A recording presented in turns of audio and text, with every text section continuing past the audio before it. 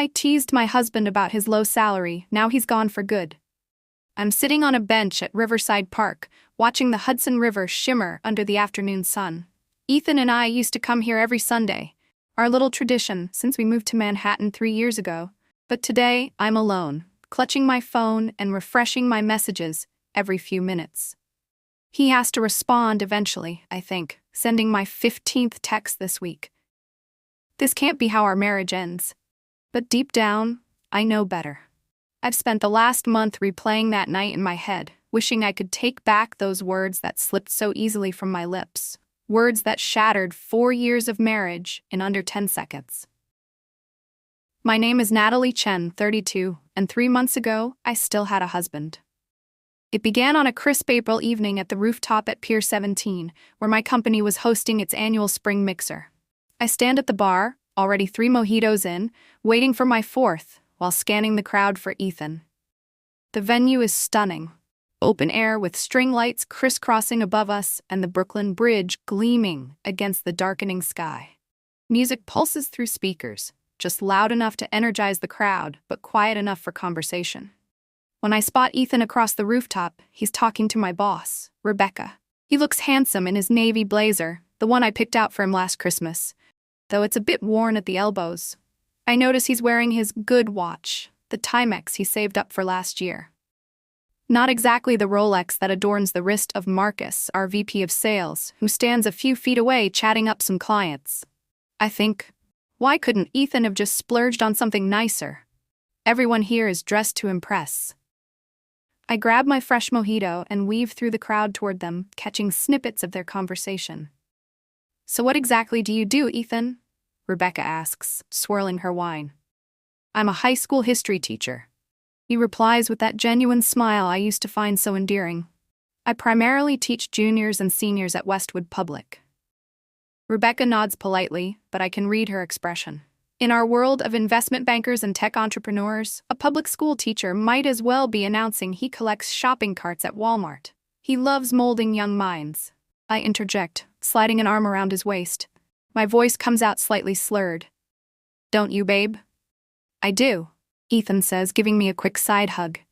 How many drinks is that, Nat? Not enough, I laugh, taking another sip.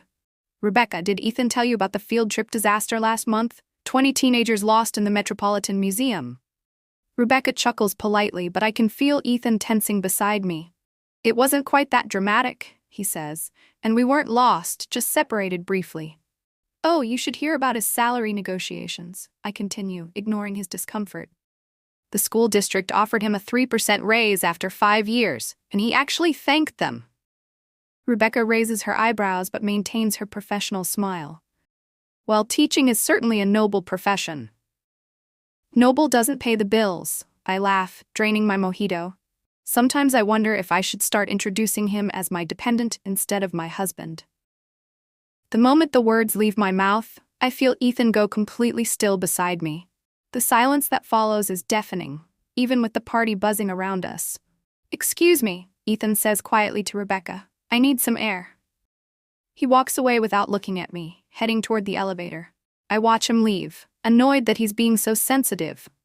Men, right? I roll my eyes at Rebecca, who gives me a tight smile. I should mingle with the other guests, she says, clearly uncomfortable. Maybe you should check on your husband. He's fine, I say, waving dismissively. He'll get over it. But as I stand there, suddenly alone, I notice several of my colleagues averting their eyes.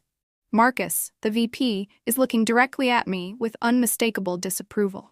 My cheeks flush hot with embarrassment, though I'm not entirely sure why I should feel embarrassed. It was just a joke. I think they're all overreacting. It's not like I said anything that wasn't true. Still, something uncomfortable twists in my stomach as I make my way to the bar for another drink. When I finally leave the party around midnight, I expect to find Ethan waiting in our apartment. Instead, I open the door to darkness. Dropping my purse on the entryway table, I kick off my heels and call out his name. No answer. I pull up my phone and text, "Where are you?" The response comes almost immediately. At Jason's. Don't wait up. Jason is his best friend from college who lives in Brooklyn. I stare at the message, incredulous. Ethan has never stayed out all night without discussing it with me first. Seriously? You're that upset over a joke? I type back. 3 dots appear, disappear, then reappear. It wasn't a joke to me. I scoff at the phone screen. You're overreacting. Come home. No response after that. I fall asleep on the couch waiting for him, convinced he'll cool off and come home by morning. But he doesn't come home the next day, or the day after. I'm standing on the corner of Broadway and 72nd, holding 2 cups of coffee from Ethan's favorite cafe, scanning the street for his familiar gate. We agreed to meet here, neutral territory, after he finally answered my calls 3 days after the party. When I spot him approaching from the north, my heart skips. He looks different somehow. His posture is straighter, his expression calm but distant. He's wearing jeans I don't recognize and a casual button-down that suits him well. I think, has he lost weight? Or is it just that I haven't seen him in days? I got your favorite, I say, offering the coffee as he reaches me. Double espresso with oat milk. Thanks, he says, accepting it but not drinking. His voice is even, controlled. We walk toward Central Park in awkward silence. Spring is in full bloom, cherry blossoms lining the paths as joggers and dog walkers pass us by. So, I finally say, don't you think you've made your point? Ethan stops walking. What point do you think I'm making, Natalie? That you were hurt by what I said at the party. I get it. I'm sorry if it came across wrong. He looks at me for a long moment. Do you actually understand what hurt me? You're sensitive about your job. I know you wish you made more. No, he interrupts, his voice firm but not angry. I love my job. I've never complained about my salary to you. Not once. But you know it's been hard for us financially, I argue. The apartment, vacations, keeping up with my colleagues. Those are your concerns, not mine, he says. I've always lived within my means. You're the one who insists on the lifestyle your banker friends have. I feel a flash of indignation. So this is my fault? This isn't about fault, Ethan sighs. What hurt wasn't the comment about my salary. It was the contempt in your voice, the way you humiliated me in front of your boss. The fact that after 4 years together, you see me as a financial burden rather than a partner. That's not true, I protest, though something uncomfortable squirms in my stomach. It was just a stupid joke. Ethan takes a sip of his coffee, looking out at the park. You know, Jason recorded the whole party for the company's social media. He showed me the clip of our conversation. My blood runs cold. What? I didn't just hear what you said that night. I watched it. I saw how you looked at me while saying it, like I was something to be tolerated, a disappointment. Ethan, I was drunk. You weren't that drunk, he says quietly. And even if you were, alcohol doesn't create feelings out of nowhere. It just lowers inhibitions. We've reached the edge of the sheep meadow, where families are spreading blankets for early picnics. A frisbee sails through the air as children laugh and chase after it. I think we need some time apart, Ethan says finally. We've had time apart. It's been almost a week. I mean real time. I'm going to stay with Jason for a while. I feel panic rising in my chest. Over one comment? Ethan, couples fight. They say things they don't mean. But I think you did mean it, he says, looking at me directly now. Maybe not consciously, but part of you believes I'm not good enough, that I'm holding you back. That's not true, I insist, though my voice wavers. Isn't it? Last month, when we had dinner with your college friends, you introduced me as just a teacher to that guy who works at Google. I remember the moment with a flush of shame, but try to defend myself. I didn't mean it like that. And when your parents visited, you made that comment about how they shouldn't worry about us financially because at least one of us has career ambition. That was a joke, Ethan finishes. Your jokes have a pattern, Natalie. We stand in silence as his words sink in. A jogger passes by, her ponytail swinging. Children laugh somewhere nearby. I think, this can't be happening. Not over something so small. But looking at Ethan's face, the resolved set of his jaw, the sadness in his eyes, I realize it's not small to him, and maybe it never should have been small to me either. 2 weeks pass. I'm slouched over paperwork in Bryant Park, surrounded by the yellow and pink spring blooms that should lift my spirits, but don't.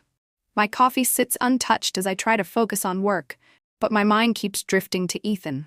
He's still staying at Jason's. We've exchanged brief texts, mostly about practical matters. Bills, mail, his mother's birthday coming up next month. Nothing about us or when he's coming home. My phone buzzes with a text from my friend Zoe. Girls' night tonight? You need to get out of that apartment.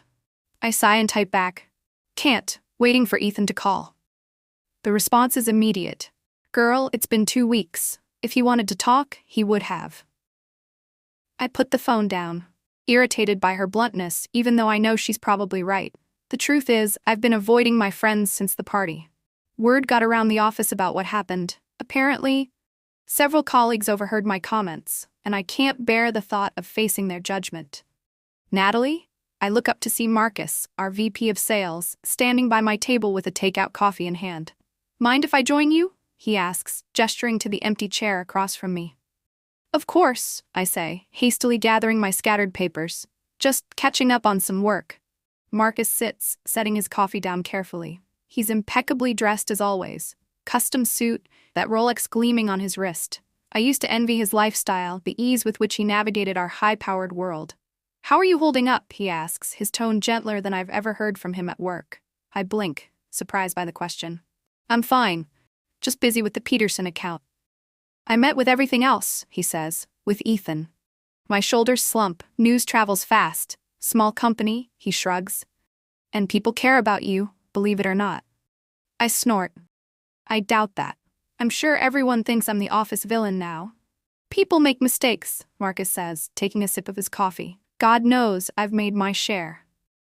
I look at him, really look at him for the first time. Behind the power suits and perfect grooming, I notice the faint lines around his eyes, the slight droop to his shoulders. Can I tell you something I've never told anyone at the office? He asks. I nod, curious despite myself. I've been divorced twice, he says. Both times, money was at the center of it. You? But you're... I gesture vaguely at his designer everything. Successful now, yes, he agrees. But success comes with its own problems. My first wife supported me through business school. Waited tables while I studied, believed in me when no one else did. Once I started making real money...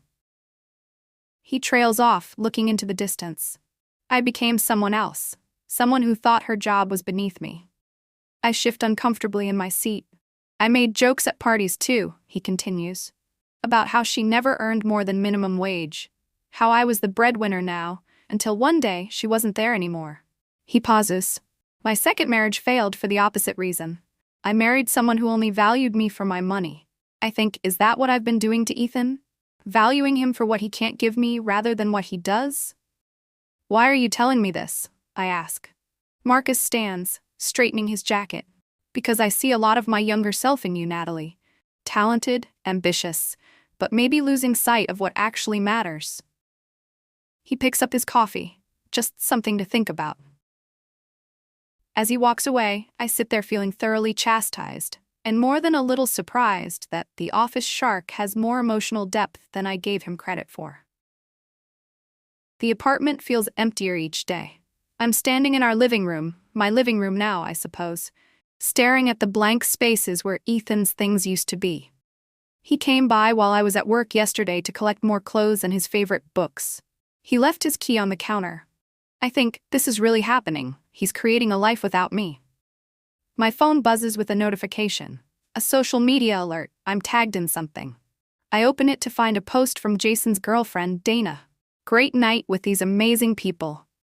The photo shows Jason, Dana, Ethan, and a woman I don't recognize sitting at an outdoor restaurant I've never seen before. They're laughing, drinks raised in a toast. Ethan looks happy, relaxed in a way I haven't seen in months. My stomach clenches as I zoom in on the unknown woman.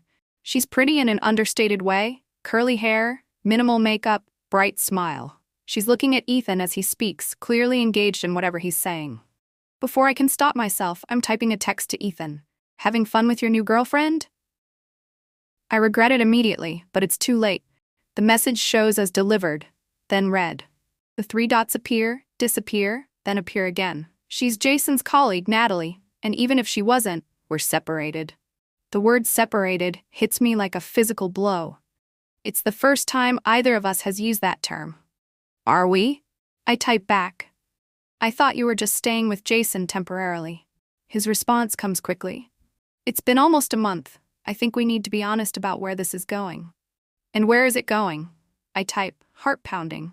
I've been offered a position at a private school in Boston. Better pay, more resources for the students. I'm considering taking it. I stare at the screen in disbelief. Boston is hours away. A different state. You can't be serious, I write. You'd move to another city without even trying to work things out? I've tried to talk to you about how I feel for years, Natalie. You never listened. That's not fair, I respond, tears burning my eyes. Isn't it? He replies. When was the last time you asked me about my day and actually listened to the answer? When was the last time you showed any interest or respect for my career? I want to argue, to defend myself, but the words don't come. Instead, I find myself scrolling through our text history, our conversations over the past year. What I find is a pattern I hadn't noticed before. Ethan asking about my work, my friends, my interests. Me responding with brief updates before changing the subject back to myself. Him sharing achievements with his students, me acknowledging them with quick, "that's nice" responses. The evidence of my self-absorption stretches back further than I want to admit. We need to talk in person, I finally text. Please. I'll come by tomorrow evening, he responds. I put the phone down and sink onto the couch, suddenly exhausted. The prospect of losing Ethan, really losing him, feels far more devastating than I expected. I thought I'd been waiting for him to get over his hurt feelings. Now I realize he's been processing the end of our marriage. I'm pacing on our balcony, watching the afternoon traffic crawl along the street below. It's a beautiful May day, the kind Ethan and I would have spent at the park or biking along the Hudson. Instead, I'm waiting for him to arrive so we can discuss dismantling our life together. When the doorbell rings, my heart jumps. I'd given him a key, of course I had, but he doesn't use it. He's already treating this place as somewhere he needs permission to enter. I open the door to find him looking better than ever. He's had a haircut, shorter on the sides than he usually wears it, and his clothes fit him differently. Has he been working out? Hi, I say, stepping back to let him in. You look good. Thanks, he says simply, walking past me into the apartment. He stands in the center of the living room, hands in pockets, surveying the space like a visitor. It strikes me how comfortable he seems in his own skin now, how he fills the room with a quiet confidence I don't remember noticing before. I think, when did he change? Or was he always like this and I just never saw it? Do you want something to drink? I ask, desperate to delay the inevitable conversation. I'm fine, he says. I can't stay long. I have dinner plans. The casual way he says it stings. With the curly-haired girl from the photo? Ethan sighs. Her name is Mia, and she's a friend. But honestly, Natalie, who I have dinner with, isn't your concern anymore. It is if you're seeing other people while we're still married? I snap. Is that what you want to talk about? Whether I'm dating someone new? No, I concede, sinking onto the couch. I want to talk about us, about fixing this. Ethan sits in the armchair across from me, another bad sign.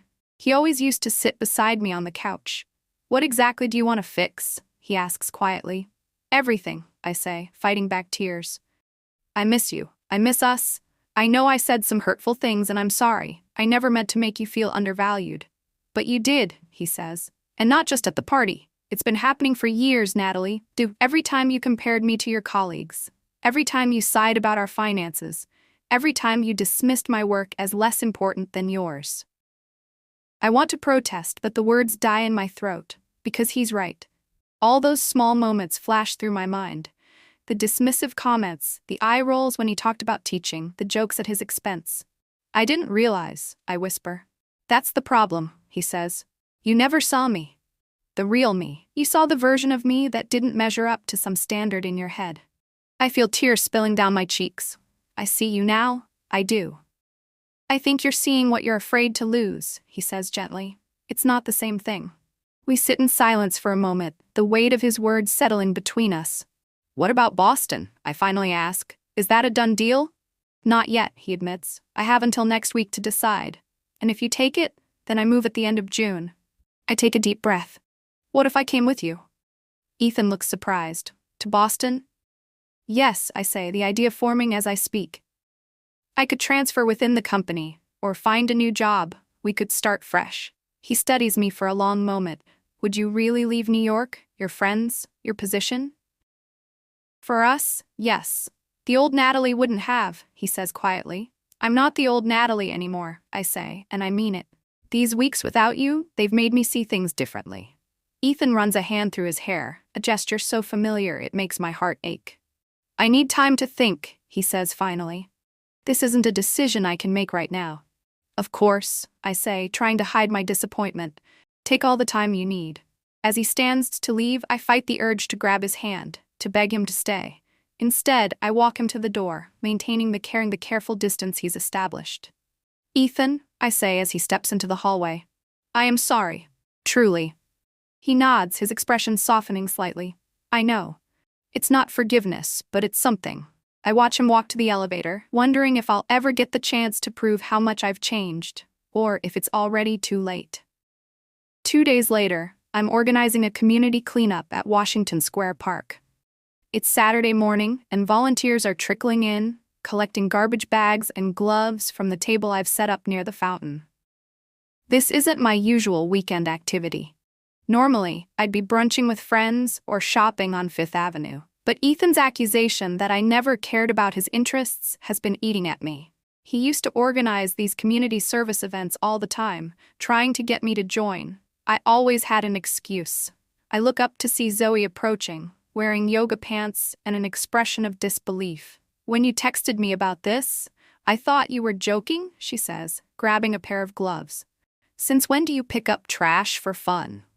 Since I realize there are more important things than mimosas and gossip, I reply, handing her a garbage bag. Zoe raises an eyebrow. Is this about Ethan? It's about me, I say, surprising myself with how true it feels. About being someone I can respect when I look in the mirror. Well, color me impressed, Zoe says. Though I still think a little retail therapy wouldn't hurt your situation. I'm about to respond when I spot a familiar figure across the park. Ethan, walking with a group of teenagers. His students, I realize. They're carrying garbage bags too, clearly here for the same cleanup. I think, did he know I'd be here? Did he come because of me? But as they get closer, I see the surprise register on his face. This is pure coincidence, or fate, depending on how you look at it. Miss Chen, one of the students calls out, recognizing me from school events. Are you volunteering too? I'm actually running this section, I say, smiling at the teenager. Aisha, I remember, one of Ethan's favorite students. Ethan approaches, hanging back slightly from his group. I didn't know you'd be here, he says. I didn't know you'd be here either, I reply. Community service is more your thing than mine. Was, he corrects quietly. Apparently it's your thing now too. There's no sarcasm in his voice, just genuine surprise. I feel a small flutter of hope. People can change, I say, if they want to badly enough. He nods, considering this. My students and I have the west side of the park. Is that going to overlap with your group? We're covering the fountain area, I say. But we could join forces if you want. Ethan hesitates, then shakes his head. Let's stick to the plan, but maybe coffee after? To talk? The flutter becomes a full wing beat. I'd like that. As Ethan guides his students away, Zoe appears at my elbow. Was that progress I just witnessed? Maybe, I say, not wanting to jinx it. We'll see. For the next 2 hours, I throw myself into the cleanup with unexpected enthusiasm. There's something satisfying about making a visible difference, about working alongside others toward a common goal. I snap photos of our progress, posting them to social media with genuine pride rather than for the likes. When the cleanup ends, I find Ethan waiting by the park entrance. Students already dispersed. We walk in comfortable silence to a nearby cafe, order coffees, and find a quiet table outside. Your students are great, I say, wrapping my hands around my mug, especially Aisha. She's so articulate. Ethan looks pleasantly surprised. You remember her name? I remember all their names, I say. Aisha, Marcus, Dion, Lily. The quiet one with glasses is Ben, right? He nods slowly. I didn't think you paid attention at those school functions. I did, I say. Maybe not enough, but I did notice things. I just didn't show it well. Ethan takes a sip of his coffee, studying me over the rim. So, community service, that's new. I'm trying new things, I say with a small smile. Or rather, I'm trying to be open to things I used to dismiss. Because of us. Because of me, I correct him. Whether or not there's still an us, I needed to change.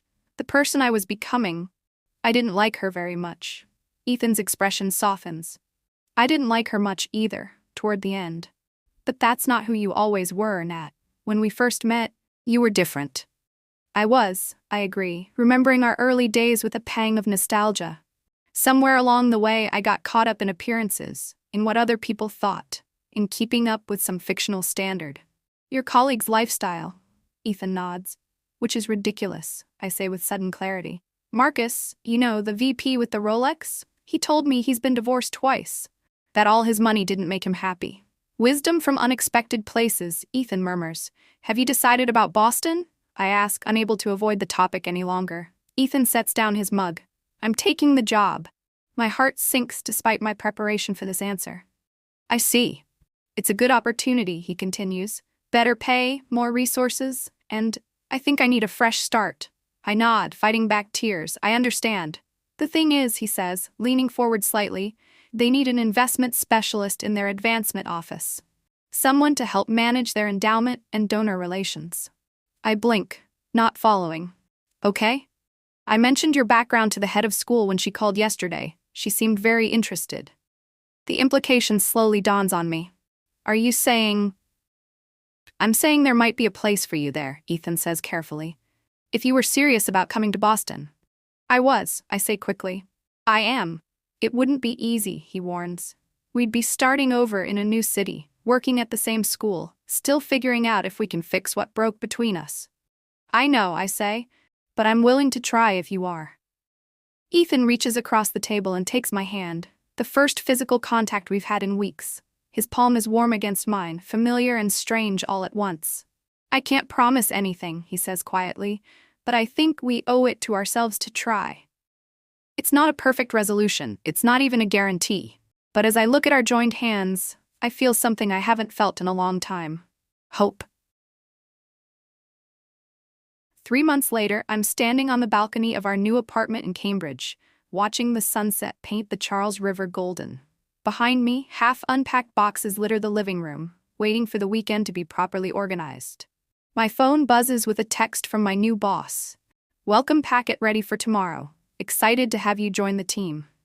I smile, typing back a quick thank you. Starting a new job is terrifying and exhilarating all at once, especially one so different from my high-pressure Manhattan position.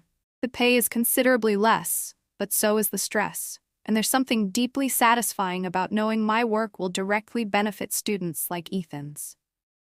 Speaking of Ethan, I hear his key in the lock. He enters carrying takeout bags from the local Thai place we discovered last week. How was orientation? I ask as he sets the food on our card table, the only dining furniture we've assembled so far. Good, he says, shrugging off his jacket. The faculty is impressive. Diverse backgrounds, real passion for teaching. He starts unpacking containers. How was your day? Productive, I say, grabbing plates from an open box. I finished the budget proposal for the capital campaign, and I unpacked the bathroom. My hero, Ethan grins, passing me a container of pad thai. We settle on the couch, the one piece of furniture we prioritized assembling, and eat in comfortable silence. This new rhythm between us is still forming, still fragile in places. We're in couples therapy, learning to communicate better, to see each other clearly.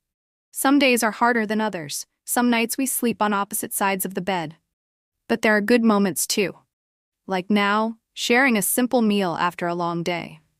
Like last weekend when we explored our new neighborhood hand in hand. Like the moment last week when I made Ethan laugh so hard he snorted water through his nose, just like in the early days. I got a text from Zoe, I say between bites. She's visiting next month. That's great, Ethan says, and I can tell he means it. We should show her around campus. She also mentioned that Rebecca's looking for my replacement, I add casually. Apparently they're struggling to find someone with my expertise. Ethan studies me carefully. Do you miss it? The prestige? The salary? It's a fair question, one I've asked myself more than once these past months. Sometimes, I admit honestly. Change isn't always easy. But do I regret our decision? I shake my head. Not for a second. Ethan reaches over and squeezes my hand, a gesture that has become our shorthand for moments when words aren't quite enough. Later, as we wash dishes side by side in our tiny kitchen, I think about how close I came to losing all of this. How one careless moment at a party nearly destroyed the foundation we'd built over years. "Hey," I say, nudging Ethan with my hip. "Have I told you today how much I respect what you do?" He looks surprised, then pleased. "No, but I appreciate hearing it." "Well, I do," I say firmly. "And I'm proud to be married to a teacher, even one who makes less than I used to." Ethan laughs, flicking soapy water at me. "Careful, or we'll end up right back where we started." But we both know we won't. Some lessons, once learned, aren't easily forgotten, like the value of respect over status, of partnership over pride, of choosing love day after day, even when it's difficult. I'm not perfect. I still catch myself making comparisons sometimes, still feel the occasional pang for the lifestyle I left behind. But then I look at Ethan, really look at him, and remember what I almost lost, what I'm still fighting to rebuild. And I know without doubt that I made the right choice.